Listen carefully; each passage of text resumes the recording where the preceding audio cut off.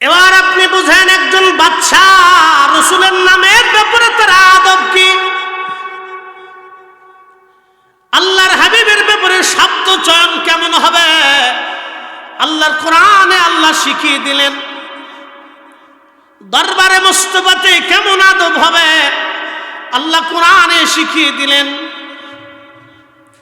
লা তারফাউ আসওয়াতাকুম ফাওকা সাউতিন নবী। হে আমার বান্দারা তোমরা শোনো, দরবারে মুস্তাফাতে তোমাদের আওয়াজ যেন বুলন্দ না হয়, উচ্চ আওয়াজ তোমরা দিবা না, তোমাদের কণ্ঠস্বরকে নিচু রাখবা। ফাওকা সাউতিন নবী, আমার রাসূল কারীমের আওয়াজের উপরে যেন তোমাদের আওয়াজ না ওঠে। সাবধান, আমার রাসূল কথা বলেছেন, আমার রাসূলের শব্দের চাইতে তোমাদের শব্দ যদি উচ্চ না হয়। আপনি একটু চিন্তা করেন আদব কিভাবে আল্লাহ শিখাইলেন, দরবারে মুস্তাফাতে কিভাবে আদব হবে আল্লাহ নিজে শিক্ষা দিলেন। আমার নবীর আওয়াজের উপর দিয়ে আওয়াজ যেন উপরে না উঠে, উপরেও না উঠে। সাবধান, যদি দরবারে মুস্তাফা রাসালাতের দরবারে আমার মহান হাবিবের দরবারে তোমাদের বেয়াদবি হয়ে যায়, আও তাহবাতা আমালুকুম, তোমরা জীবনে যত হজ করো, যত যাকাত দাও, যত তাহাজ্জুদ পড়ো, যত নামাজ পড়ো, যত জিকির করো, যত শহীদ হও, যত আল্লাহর পথে তোমরা দিন কাটাও, কোনো ইবাদত আমি রব্বে কারীমের দরবারে কবুল হবে না। তুমি যদি ধর্মযুদ্ধে শহীদ হয়ে যাও তাও হবে না, হ্যাঁ তাও হবে না। লা তারফাউ আসওয়াতাকুম ফাওকা সাউতিন নবী, দরবারে মুস্তাফাতে বেয়াদবি হলে আপনি চিন্তা করেন যে সাহাবীদেরকে আল্লাহ ধমক দিছে। কাদেরকে? সাহাবী। সাহাবী সাহাবী কারা? যারা কলিজা দিয়ে রাসূলকে ভালোবাসতেন, শুধু ভালোবাসতেন না, কলিজা কেটে দিয়ে রাসূলকে ভালোবাসতেন, নিজের জীবনকে কুরবানি করে রাসূলকে ভালোবাসতেন। তারার আওয়াজটাও যেন আল্লাহর হাবিবের আওয়াজের চাইতে উপরে উঠে না যা। আল্লাহ বললেন যদি উঠে যা তাহলে তোমরা শোনো, হে আমার উম্মত, আমার বান্দা, আমার রাসূলের সাহাবীরা, আমার বান্দারা ভালো করে শোনো, আন তাহবাতা আমালুকুম, তোমাদের জীবনের সব আমলগুলি বরবাদ হবে। নাউযুবিল্লাহ। সাহাবীদেরকে, সাহাবীদের আমল বুঝেন। সাহাবীরা, আল্লাহর নবী বলছেন আমার সাহাবীরা 1 টাকা আল্লাহর পথে 1 দিরহাম ব্যয় করেছে। আমার উম্মত তোমরা শোনো, আমার সাহাবীদের পরে তোমরা উহুদ পরিমাণ সম্পদ যদি আল্লাহর পথে ব্যয় করো, যত দাম না হবে, আমার একজন সাহাবী 1 দিরহাম আল্লাহর পথে খরচা করলে তার চেয়ে বেশি হবে। একসাথে বলা যাবে না আল্লাহু আকবার? না না, জোরে জোরে জোরে বলেন, জোরে জোরে। সেই দরবারে মুস্তাফার আদব কি হবে আল্লাহ নিজে শিখিয়েছে। তারপরেও যাদের হুঁশ না ফেরে বলবো এটা কপালের দোষ, বদনসিব। কি কথা কর না কেন, ঠিক আছে? তারপরে যদি কারো হুঁশ না ফেরে এটা বদনসিব। বিখ্যাত একজন বাদশার জীবনী শোনাই, তার নাম সুলতান মাহমুদ গজনবী রাহমাতুল্লাহ আলাইহি। বিরাট বড় প্রতাপশালী একজন বাদশা ছিলেন। তো বাদশার দরবারে একজন গোলাম ছিল, গোলামের নাম আয়াজ। এতটা বিশ্বস্ত গোলাম ছিল। সুলতান মাহমুদ গজনবীর সাম্রাজ্য ছিল এক পাশে, আয়াজ থাকতো আর এক পাশে। আয়াজ যদি রাত্রে রাত বলতো, সুলতান রাতকে রাতই মনে করতেন। আয়াজ যদি দিনকে রাত বলতেন, সুলতান দিনকে রাতই মনে করতেন। কারণ এত বিশ্বস্ত গোলাম ছিল আয়াজ। পৃথিবীর সব সাম্রাজ্যের মানুষ অন্য পাশে থাকলেও আয়াজের অন্য কথা সুলতান মেনে নিতেন। কারণ উনি জানতেন আমার সাথে সবাই বেঈমানি করলেও আমার আয়াজ বেঈমানি করবে না। গোলাম আয়াজ একদিন বলল, বাচ্চা, আমার তো বয়স বৃদ্ধতা এসে গেছে, আমি দুর্বল হীন হয়ে গেলাম, আমার একটা ছেলে আছে, আপনি যদি বলেন ছেলেটাকে আপনার গোলাম বানায় দিব, আপনার খাদেম বানায় দিতে চাই। সুলতান মাহমুদ বললেন, হ্যাঁ আয়াজ, তাহলে দাও। তোমার ছেলে যদি তোমার মতো বিশ্বস্ত হয় তাহলে আমাকে আমার রাজদরবারের আমার ব্যক্তিগত পার্সোনাল খাদেম বানাইতে পারো। তো সঙ্গত ছেলেটার নাম ছিল মোহাম্মদ। আয়াজ ছেলেটাকে পাঠিয়ে দিলেন। বহুদিন ছেলেটা খেদমত করে, কিন্তু একটা দিনের জন্য সুলতান মাহমুদ মোহাম্মদ বলে কখনো ডাক দেয় নাই, শুধু বলতো হে আয়াজের বেটা, হে আয়াজের বেটা, আয়াজের ছেলে বলে বলে ডাকতো। তো অনেক দিন পরে ছেলেটা বাড়ি যায়, বলতেছে আব্বা যান, আপনি এমন একজন মনিবের বাড়ি আমাকে কাজে লাগাইলেন যে আমার নাম ধরে ডাকে না, শুধু আয়াজের বেটা, আয়াজের বেটা বলে ডাকে। আব্বা যান, আপনি কি বলবেন যে জিজ্ঞেস করবেন যে আমার মনিব কি আমার উপরে বেজার না আপনার উপরে বেজার? গোলাম আয়াজ দৌড়ে গেছে। বাচ্চা, পৃথিবীর সবটুকুন ভালোবাসা দিয়ে আমি আপনাকে ভালোবেসেছি, আপনি আমার মনিব ছিলেন, জীবনে কোনোদিন আপনার সাথে আমি নাফরমানি করি নাই। বাচ্চা, আমি আমার বিশ্বস্ত সন্তানটাকে আপনার খাদেম বানাইছি, আপনি আমার ছেলেটার নাম ধরে কখনোই ডাকেন না, আপনি কি আমার উপরে বেজার না ছেলের উপরে বেজার? সুলতান মাহমুদ ডাক দিয়ে বললেন, আয়াজ রে, পৃথিবীর মানুষ এক পাশে আর তুমি ভিন্ন পাশে, আমি সারা সাম্রাজ্যের মানুষকে বিশ্বাস না করলেও আমি তোমাকে বিশ্বাস করতাম। আয়াজ রে, আমি আমার সন্তান আপনজনদেরকে বিশ্বাস করতাম না, তোমাকে যেমন বিশ্বাস করি। আয়াজ, কেন তুমি মন খারাপ করছো? বলে, মালিক, আপনি আমার ছেলের নাম ধরে কখনো কখনো ডাকেন না, কারণ কি? সুলতান মাহমুদ ডাক দে বলল, আয়াজ রে, বলো তোমার ছেলের নাম কি? বলে, আমার ছেলের নাম মোহাম্মদ। বলো আমার রসুলের নাম কি? বলে, আমার রসুলের নাম মোহাম্মদ। আয়াজ রে, তোর ছেলের যদি বারবার হে মোহাম্মদ, হে মোহাম্মদ বলে ডাকি, আমার রসুলের নামের অসম্মান করা হয়। চিৎকার মেরে জোরে বলেন আল্লাহু আকবার, আল্লাহু আকবার, ইয়া রাসূলুল্লাহ, জিন্দাবাদ জিন্দাবাদ। এগুলো বদনসিব, এগুলো তাদের শিক্ষা ব্যবস্থা, এগুলি তাদেরকে শেখানো হয় তাদের প্রতিষ্ঠানগুলি থেকে, তাদের মাদ্রাসা মক্তব প্রতিষ্ঠানগুলি থেকে এগুলি বেয়াদব শিক্ষা হয়। আর আমরা বললে আমরা হয়ে যাই বেদাতি। যতদিন আল্লাহ জবান রাখে এবং জীবন রাখে, ততদিন পর্যন্ত রসুলের ইজ্জতের পক্ষে আমরা কথা বলবোই, হায়াত থাকলেও বলবো। যত জীবন বলার তৌফিক থাকে তত জীবন বলবো। কথা বলেন ঠিক না? এতে মানুষ পছন্দ করুক আর না করুক, ও ছাতা দেখা আমাদের টাইম নাই। যার যার কবরে তাকে যেতে হবে। একটা কথা মনে রাখবেন, কোটি কোটি কোটি কোটি মানুষ যদি আপনার ভক্ত হয় আর কোটি কোটি মানুষ আপনার জানাজাতে উপস্থিত হয়, রসুল যদি বেজার থাকে, আল্লাহর কসম করে বলি, কোটি কোটি মানুষ আপনার জানাজাতে এসে কোনো লাভ হবে না। আর আল্লাহর নবী যদি আপনার উপরে সন্তুষ্ট থাকে, আপনার জানাজা যদি দুনিয়াতে নাও হয়, তাও আপনার কোনো কিছু হবে না। কথা ঠিক আছে না ভাই? আপনার কোনো লস নেই, রসুল আপনার উপরে খুশি। একসাথে বলবেন আল্লাহু আকবার। এটা মনে রাখবেন, সূত্র সহজ, একবারে সহজ সূত্র, এর চাইতে সূত্র সহজ আর কিছু নেই। পৃথিবীর সব মানুষ বেজার হয়ে দেখবে, ও ছাতা দেখার সময় নেই।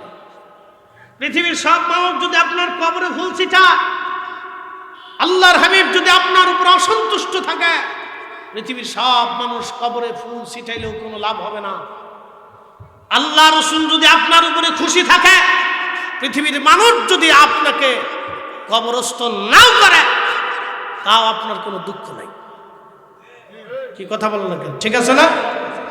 আল্লামা ইমাম আবু নঈম ইসফাহানি হিলওয়াতুল আউলিয়ার ভিতরে একটা ঘটনা লেখেন। মুসা আলাইহিস সালামের এক উম্মত 200 বছর পর্যন্ত তাকে শরীয়তে পাওয়া যায় না। তো মুসা আলাইহিস সালামের শরীয়ত তো খুব শক্ত, তো শক্ত শরীয়তের কারণে লোকটা 200 বছর পরে মারা গেছে। লোকেরা ধরে নিয়ে শহরের ময়লা আবর্জনা যেখানে ফেলে সেখানে ফেলে দিছে। আপনি বুঝেন তো, কুমিল্লার যত ময়লা আবর্জনা যেখানে ফেলা, এই জায়গাটা কত উৎকৃষ্ট জায়গা নাকি বলে? খুব সুন্দর সুঘ্রাণ এখান থেকে আসে, একবার বিনা পয়সায় পাবেন। এখানে দাঁড়াইলে যে কি পরিমাণে সেন্ট পাবেন তো এইটা কোনো ভাষায় প্রকাশ করার কায়দা নেই। শুধু খালি দাঁড়াবেন, বিনা পয়সা দেখবেন শুধু আসতেছে খালি আসতেছে। এই মহিলার ভিতরে লোকেদেরকে ফেলে দিয়ে চলে আসে। সাথে সাথে আল্লাহ ওহী করে বলেন, মুসা আমার বান্দাকে তুমি মহিলার মধ্যে রাখছো কেন? বলি ইয়া রব্বি 200 বছরে যাকে শরীয়তে পাইলাম না, একটা নাফরমানের জন্য আপনি আমার কাছে ওহী করলেন, লোকেরা তাকে মহিলার মধ্যে রেখে আসছে। মুসা আলাইহিস সালামকে আল্লাহ বললেন, মুসা আমি মাফ করে দিছি। আসতে হয়ে গেল না? সুবহানাল্লাহ। কি করছে? মাফ করে দিছে। আল্লাহ মাফ করলে আমাদের করার কিছু আছে না? আল্লাহর জিজ্ঞেন, আল্লাহ 200 বছর বেটা নামাজ নাই, রোজা নাই, জিকির নাই, ফিকির নাই, তুমি তারা মাফ করে দিলে? কাম করছো আল্লাহ? বান্দার কোনো কৈফিয়ত আছে? কোনো মামলা নতুন করে আবার কোনো কোর্টে আদালতে এই মামলা আবার উত্থাপন করার সুযোগ আছে? নেই তো। উনি সুপ্রিম পাওয়ারের অধিকারী, উনি ক্ষমা করবে কি করবে না উনি জানেন, তো মাফ করে দিচ্ছে। তো মুসা আলাইহিস সালাম বলেন, ইয়া রব্বি মাফ করে দিলেন কারণটা কি? বলে, মুসা রে, দুনিয়ার মানুষ যখন ঘুমাইতো আমার বান্দা তখন জেগে জেগে তাও রাত করতো। সুবহানাল্লাহ। তো পড়া অবস্থায় যেখানে আমার রসুলের নাম পাইতো ওই নামের মধ্যে চুমা লাগাইতো।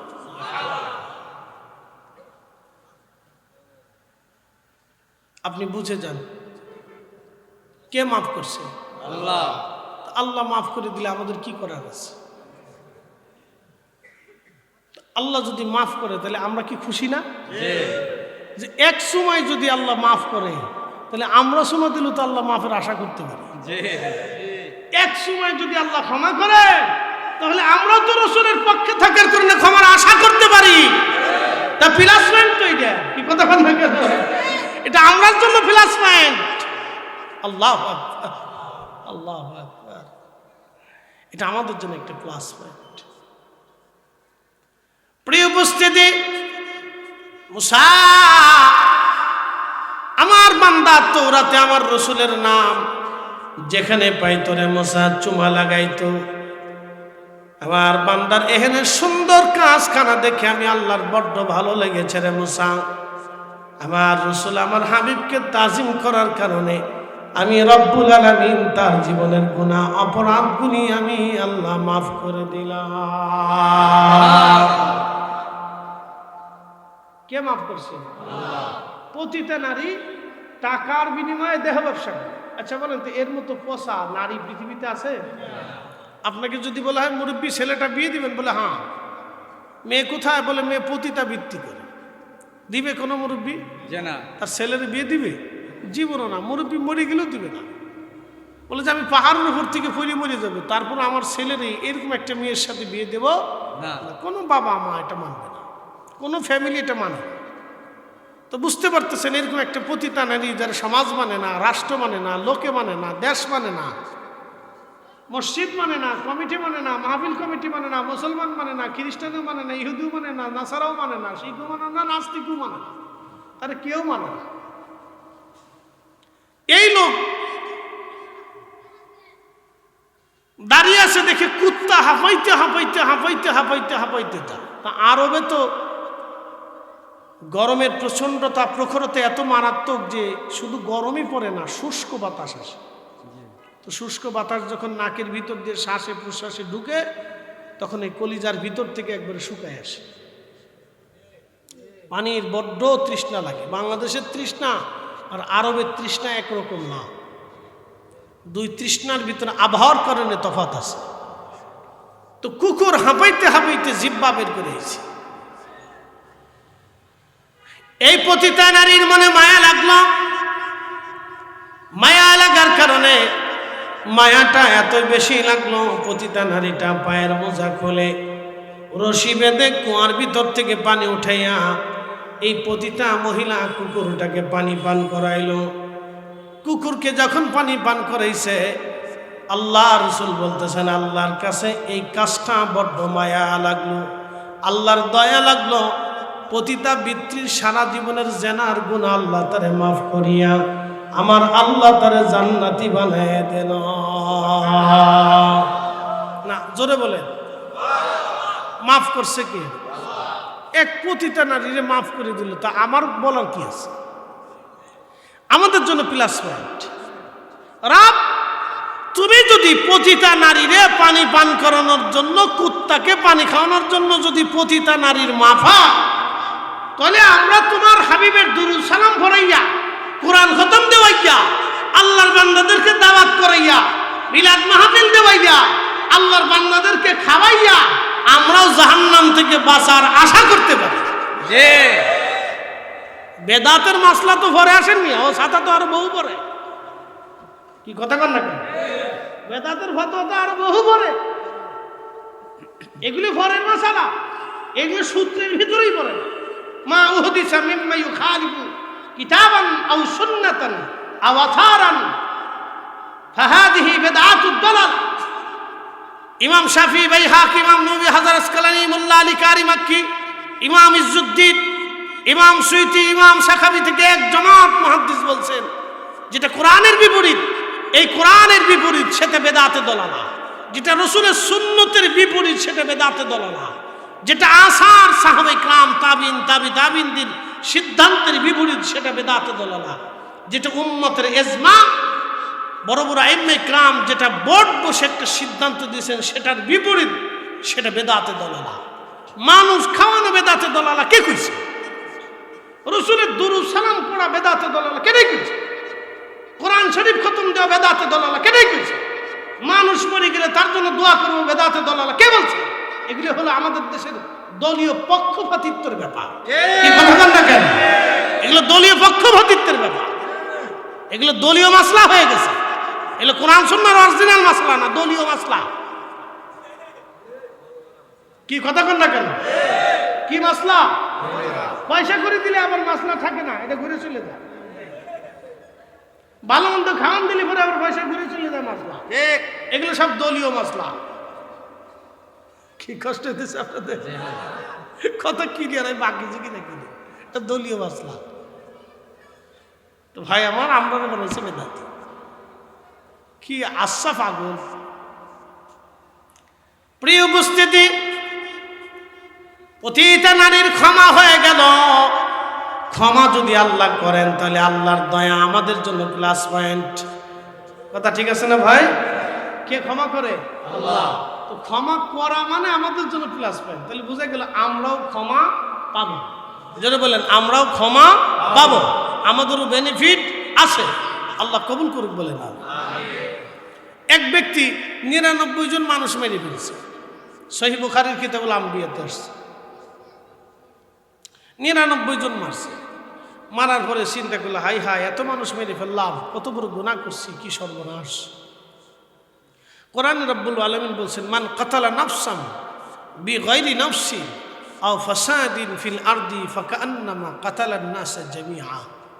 তোমরা যদি একজন নিরপরাধ মানুষকে হত্যা করো, সে হিন্দু হোক, বৌদ্ধ হোক, খ্রিস্টান হোক, মুসলমান হোক, শিখ হোক, জৈন হোক, নাসারা হোক, ইয়াহুদি হোক, সে যে ধর্মেরই লোক হোক না কেন, যে বর্ণের হোক, গোত্রের হোক, দেশের হোক, একজন নিরপরাধ মানুষকে তুমি যদি হত্যা করে ফেলো, এ বান্দা, তাহলে তুমি শোনো, তাম পৃথিবীর মানুষকে মেরে ফেললে যে গুনাহ হবে, তুমি একজন নিরপরাধ মানুষকে মেরে ফেললে সেই গুনাহই হবে। আহা, কত কঠিন! আপনি বুঝতে পারছেন কত কঠিন গুনাহ, কত কঠিন গুনাহ, জীবনের কত কঠিন গুনাহ। আপনি একজন নিরপরাধ মানুষকে মেরে ফেলছেন, 99 জন মারছে। তো মারার পরে তার অন্তরে তওবা আসছে, আহারে আমি এত ভুল করলাম জীবনে। তো দেখেন, পাদ্রী ডাক দিয়ে বলল, হুজুর আমি তো 99 জন মানুষ মেরে ফেলছি, আল্লাহকে আমার মাফ করবে। পাদ্রীও মনে করেন যে ভেজাল্লে মৌলবী, বুঝেন নাই? ভেজাল্লে মৌলবী হেতায় ফতোয়া দিয়ে বলছে, না তোরে কি আল্লাহ মাফ করবে বেটা? 99 জন মানুষ মারছে, তখন ক্ষমা চাইতেছ না বেটা, দা তোর আল্লাহ মাফ করবে না। তখন হেতায় চিন্তা করে যে পাদ্রী যেহেতু বললে আল্লাহ মাফই করতো না, তাহলে আর তোরও সাইডে দিয়ে লাভ নাই। হেতারাও ধরছে, কাজের মতো ফিডে হেতারও মেরে ফেলছে, শেষ। 100 সেঞ্চুরি পুরা হয়ে গেছে। তো যখন 100 মানুষ মারছে, তখন আবার অন্তরের ভিতরে আল্লাহ ধাক্কা লাগছে, হাই হাই করলাম কি আমি, আবার মানুষ মারছি। আল্লাহ নবী বললেন, অন্তরের ভিতরে তওবা এসে গেল, হায় হায় করলাম কি আমি, সর্বনাশ। দৌড়ায় দৌড়ায় কোথায় গেলে ক্ষমা হবে। দেখে একজন বুজুর্গ আবেদ আল্লাহর ওলি আলেম জিজ্ঞেস করলো, হুজুর আল্লাহ কি মাফ করবে নি? 100 জন মানুষ মেরে ফেলছি আমি। তখন আল্লাহর বান্দা বলল, হ্যাঁ আমার রব আমার আল্লাহ বড় দয়াশীল, তোমারে মাফ করে দেবে। বলল, হুজুর কোথায় গেলে, কেমনে গেলে, কোন অবস্থায় কেমনে আল্লাহর কাছে তওবা করব বলেন। বুজুর্গ বললেন, বেটারে অমুক কারিয়ার ভিতরে আল্লাহর কিছু বুজুর্গ বান্দা আছে, তুমি তাদের সহমতে বসে বসে তওবা করো, মাফ চাও, আমার রব আমার আল্লাহ তোমাকে মাফ করবে। এই জন্য বুজুর্গানের মজলিসে তওবা করলে আল্লাহ মাফ করে দেয়, মাফ করে দেয়, মাফ করে দেয়। এই জন্য আমাদের বুজুর্গরা দেখবেন এক জায়গায় বসে দলবদ্ধভাবে তওবা করায়। করছেন না একটু আগে? একসাথে বলবেন আল্লাহু আকবার। জামাতের সাথে তুমি যাও ওইখানে গেলে মাফ হবে। আমি বলি না, আল্লাহ রসুল সহিহ বুখারীতে বলতেছে। আচ্ছা বলেন, এই ঘটনার পিছনে আল্লাহর কি উদ্দেশ্য আছে না? আছে। উদ্দেশ্য ছাড়া পৃথিবীতে কোনো ঘটনা আল্লাহ ঘটায়? আল্লাহ কুত্তা বানাইছে, উদ্দেশ্য আছে না? কুত্তা কেন বানাইলো? শিয়াল কেন বানাইলো? আপনি কুত্তা বিদায় করে দিয়ে 10টা শিয়াল ধরে নিয়ে এসে প্রত্যেকদিন ফ্রাই করে গরুর গোশত দিয়ে কালাবোনা করিয়া সন্দুর হোটেল থেকে কালাবোনা নিয়ে ওর সকালবেলা বিকেলবেলা রাত্রিবেলা খাওয়াবেন, ও ঠিকই মুরগি চুরি করে বলা। ঠিক আছে না? ও আল্লাহর আইনে জঙ্গলে থাকে, ওরা যতই ভালো মন্দ খান ও মুরগি চুরি করবে। কুত্তা আল্লাহর আইনে আপনার বাড়ি পাহারা দেয়। আপনি খাবার ফসা গলা যাই দেন, ও আপনার বাড়ি পাহারা দিবে। ও আপনার আইনে পাহারা দেয় না, ও আল্লাহর আইনে পাহারা দেয়। আল্লাহর আইনে পাহারা দেয়, আপনার আইনে না। আল্লাহর আইনে কুকুর আপনার বাড়ি পাহারা দেয়। তো আল্লাহর প্রত্যেকটা সৃষ্টির ভিতর রহস্য আছে। কোরআন হাদিসের প্রত্যেকটা বক্তব্যের ভিতর উদ্দেশ্য আছে। এখান থেকে শিখার আছে, জানার আছে, বুঝার আছে। প্রত্যেকটা কাসাস থেকে আমাদের বুঝার অনেক কিছু আছে। এই জন্য কোরআনে সূরা ইউসুফের ঘটনাকে বলছে আহসানুল কাসাস, উত্তম ঘটনা। এই জন্য আমরা অনেক সময় ঘটনা বললে কিছু হুজুর আছে মানে বুজুর্গি দেখা কিচ্ছে বলা হুজুর নিয়েছেন। এবারটা আল্লাহ নিজে কোরআনে কিচ্ছে বলছে, আর তুমি কিচ্ছের ভাব লাগছে যে তুমি বড় মুহাদ্দিস হয়ে গেছো। টিটকারি করো নাকি? আল্লাহ নিজেই কোরআনে কাসাস বর্ণনা করেছে। একসাথে বলবেন আল্লাহু আকবার। আল্লাহু আকবার। সহিহ বুখারীর কিতাবুল আম্বিয়াতে রাসূল কত কাসাস নবী নিজে বর্ণনা করেছেন। উনি কাসাস নিয়ে টিটকারি করেন, কিচ্ছে বলা হুজুর নিয়েছে। কিচ্ছে বলা হুজুর হবে না? আল্লাহ তো নিজেই কিচ্ছে বলে, আল্লাহ রাসূল নিজেই কিচ্ছে বলেছে। তুমি এত বুজুর্গ কি ভাবলো কেমনে? বিরাট বড় বুজুর্গ হইছো নাকি? প্রিয় উপস্থিতি, খুব মনোযোগ দিবেন। আল্লাহর হাবিব ডাক দিয়ে বলেন, সাহাবীরা, আল্লাহর বান্দা তখনই দৌড় মেরেছে বুজুর্গদের বাড়ির দিকে। ঠিক এমন সময় তার মৃত্যু এসে গেল। কারণ আপনারা জানেন, নির্দিষ্ট সময় মৃত্যু আসলে অতিবাহিত করার আর সুযোগ আমাদের কারো নাই। ওমা তাদরি নাফসুম বিআইয়ি আরদিন তামুত। আল্লাহু আকবার। কখন কোন জায়গা কোন অবস্থায় মানুষ মারা যাবে আল্লাহ ছাড়া কেউ জানে না, আল্লাহ ছাড়া কেউ জানে না। ও হাজিরিন, মনোযোগ দিয়ে কথাগুলি শুনে যাবেন। আহা, রব্বুল আলামিন আমার আল্লাহ, আমার রব, আল্লাহর নবী বলতেছেন, ও আমার উম্মতেরা শোনো। তখনই মৃত্যু এসে গেল, আজরাইল তার জান কবজ করে নিয়ে চলে গেল। নিথর দেহটা তার পড়ে আছে। আল্লাহ রসুল বলতেছেন, জান্নাত এবং জাহান্নামের ফেরেশতারা আসছে তাকে নিয়ে যাওয়ার জন্য। জান্নাতের ফেরেশতারা বলে আমরা তাকে জান্নাতে নিয়ে যাব, জাহান্নামের ফেরেশতারা বলল আমরা তাকে জাহান্নামে নিয়ে যাব। দুই দল ফেরেশতার মধ্যে বদানুবাদ চলতেছিল। সহিহ বুখারীতে রাসূল বলতেছেন, আমার রব সবই তো জানেন, তারপরও দুই দল ফেরেশতার বদানুবাদ। আমার রব বন্ধ করার জন্যে একজন ফেরেশতাকে পাঠিয়ে দিয়ে বললেন, যাও তুমি তাদের মধ্যে ভেজাল মীমাংসা করে দিয়ে আসো, বদানুবাদ মীমাংসা করে দিয়ে আসো। ওই ফেরেশতা যখন এসে জিজ্ঞেস করলো, তোমরা কি নিয়ে বদানুবাদ করো? তখন এক ফেরেশতারা, জান্নাতের ফেরেশতারা বলল, দেখো আল্লাহর বান্দা তওবা করার জন্য অমুক কারিয়ার বুজুর্গদের বাড়ির দিকে রওনা করেছিল, কিন্তু যেতে পারে নাই, যাওয়ার আগেই মৃত্যু হয়ে গেছে, সেই জন্য আমরা তাকে জান্নাতে নিয়ে চলে যাব। জাহান্নামের ফেরেশতারা বলে, দেখো সে নিয়ত করে রওনা দিয়েছিল কিন্তু যেতে পারে নাই, যেতে যেহেতু পারে নাই সেহেতু আমরা তাকে দুই দল ফেরেশতার ভিতরে বদানুবাদ চলতেছিল।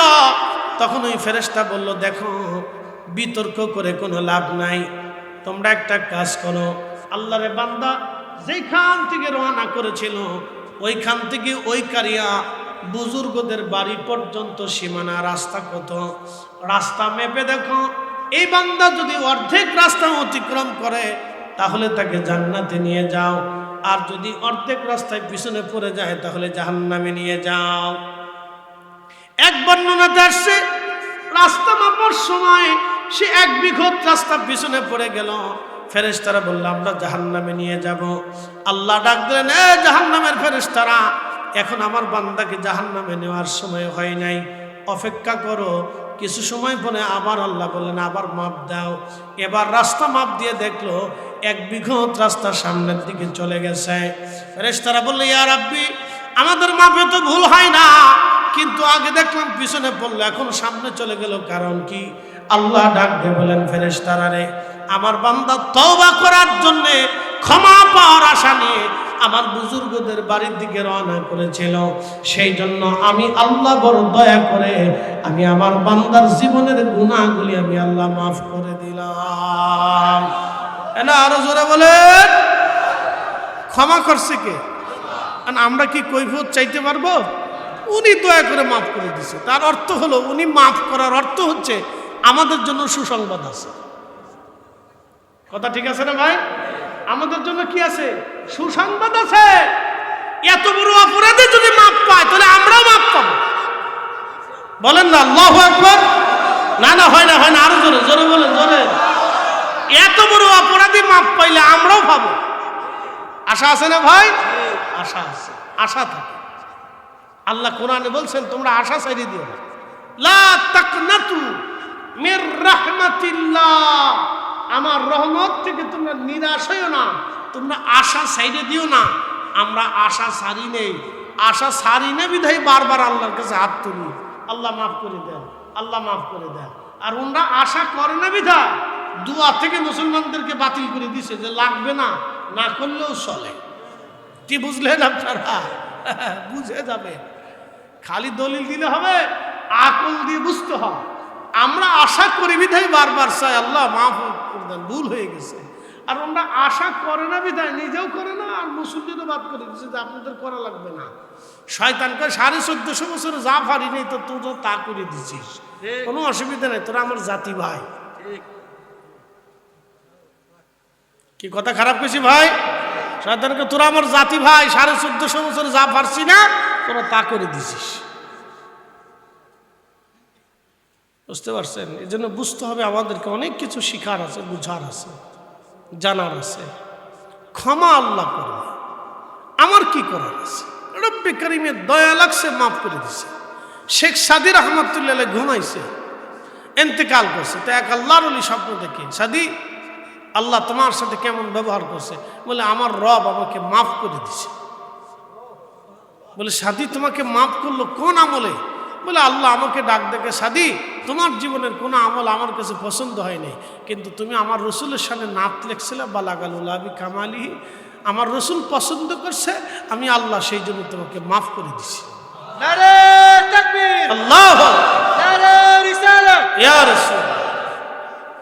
মাফ করছে কে? আল্লাহ। আল্লাহ মাফ করে দিলে আপনি কি করবেন? তার মানে আমাদের জন্য সুসংবাদ হলো, শেখ সাদির যদি রসুলের নাত গাওয়ার কারণে মাফ হয়, তাহলে আমরাও নবীর দুরূদ সালাম, নবীর নাতিয়ার জন্য, রসুলের প্রশংসার জন্য আমরাও মাফের আশা করতে পারি।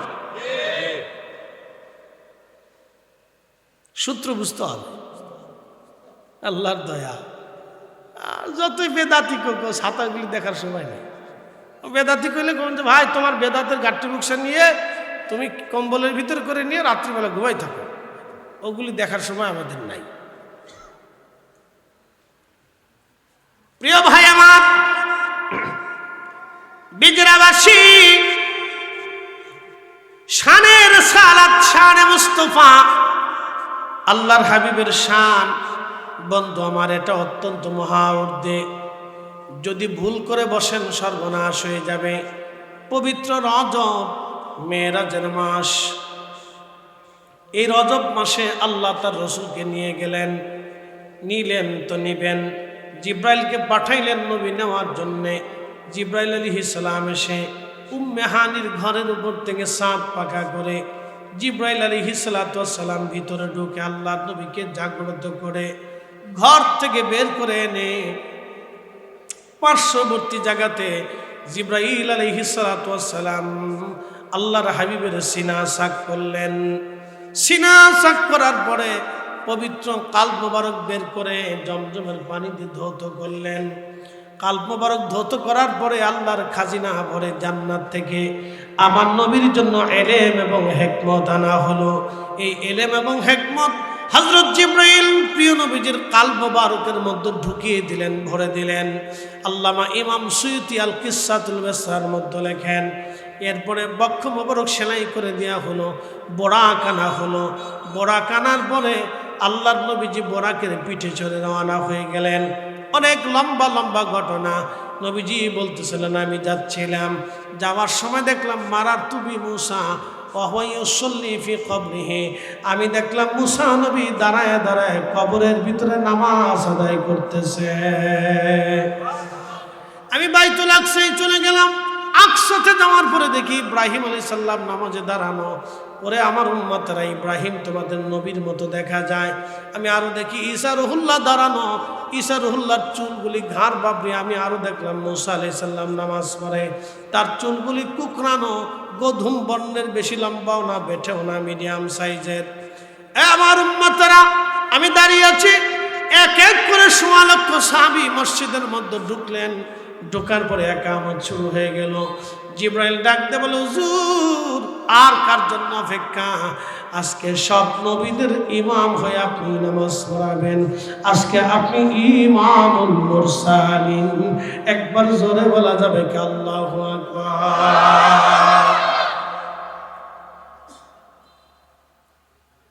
প্রিয় নবী বললেন, আমি নামাজ পড়াইলাম। এখন প্রশ্ন করি, নামাজ কি মেরাজে যাওয়ার সময় আইছে না মেরাজ থেকে আসার সময় আইছে?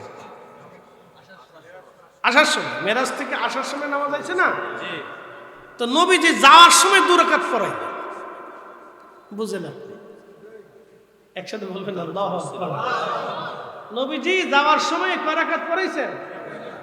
নামাজ তো আইছে মেরাজ থেকে আসার পরে। তো রাসূল সব নবীদের পিছনে রাইখা নবীজি সামনে দাঁড়াইলেন।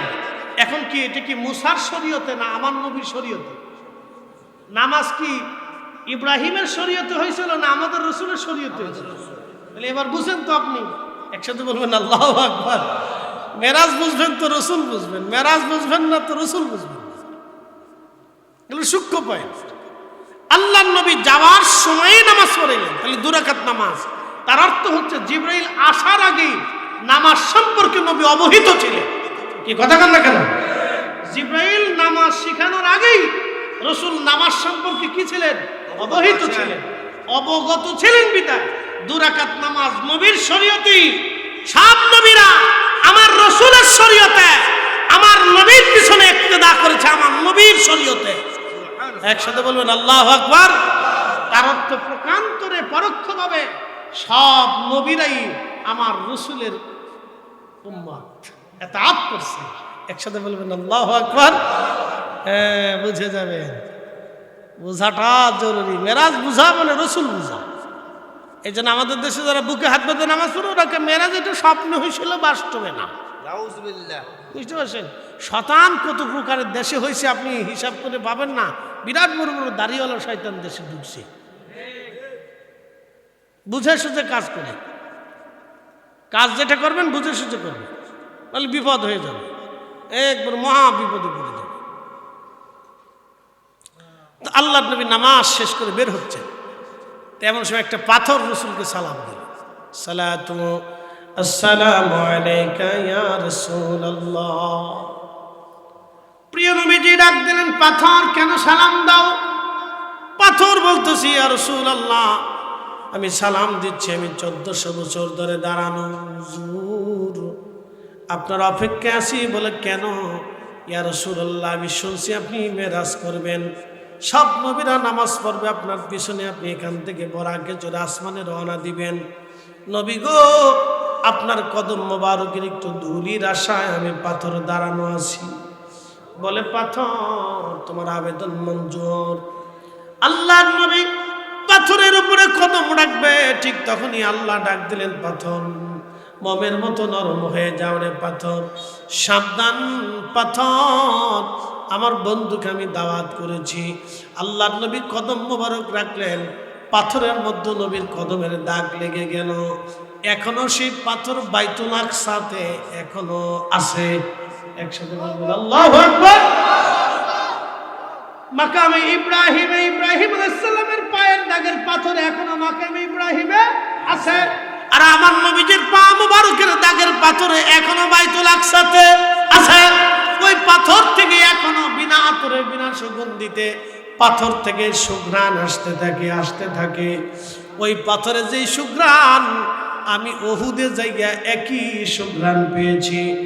উহুদের যেখানে ফাঁকা জায়গাতে নবী বিশ্রাম করেছিলেন, রাত্রিবেলা গেলে সেখান থেকে আল্লাহর বেহেশতের ঘিরাণ এখনো আসে। একসাথে বলেন আল্লাহু আকবার। আমি নিজের আশাকি ঘন্টার পর ঘন্টা বসেছিলাম।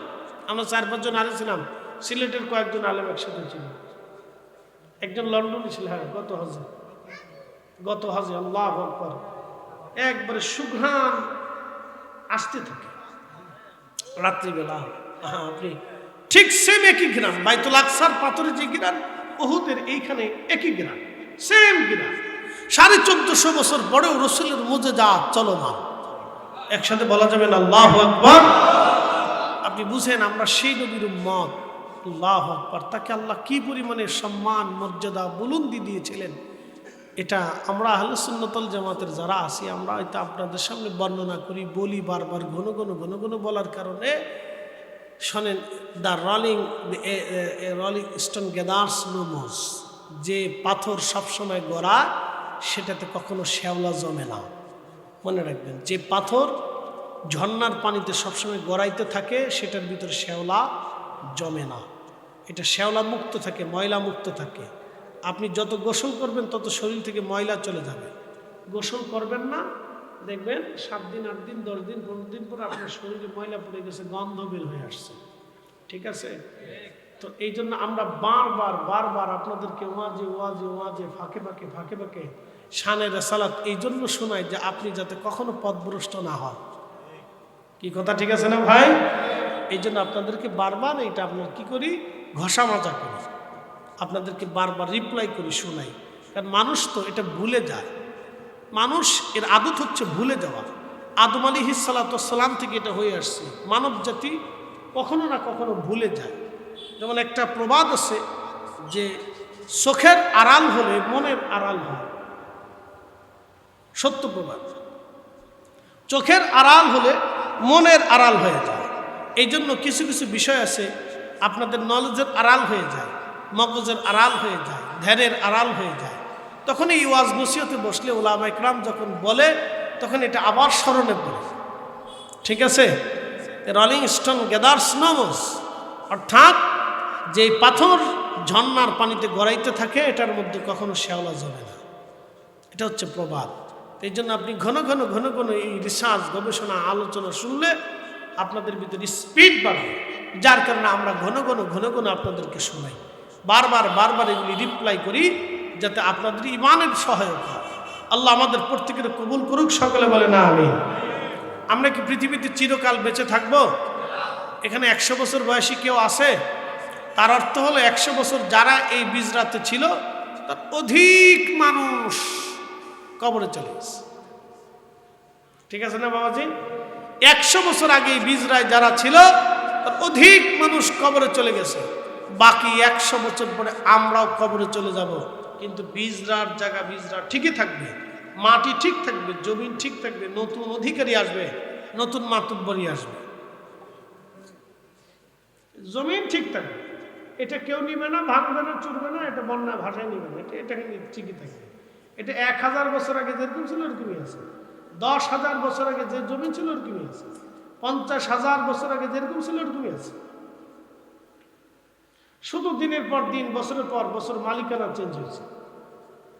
তো ঠিক আমাদের এরকম মালিকানা আমরা চেঞ্জ হই, আমাদের নাম পরিবর্তন, নতুন নাম আসবে।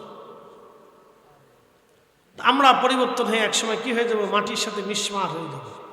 মানুষের এতেকালের 24 ঘন্টা পরে পায়খানা রাস্তা দিয়ে দুর্গন্ধ আসে, একটা পোকা ছড়াই যায়, এই পোকাটা সারা শরীরের মধ্যে ছড়াইয়া গন্ধ ছড়াইতে থাকে।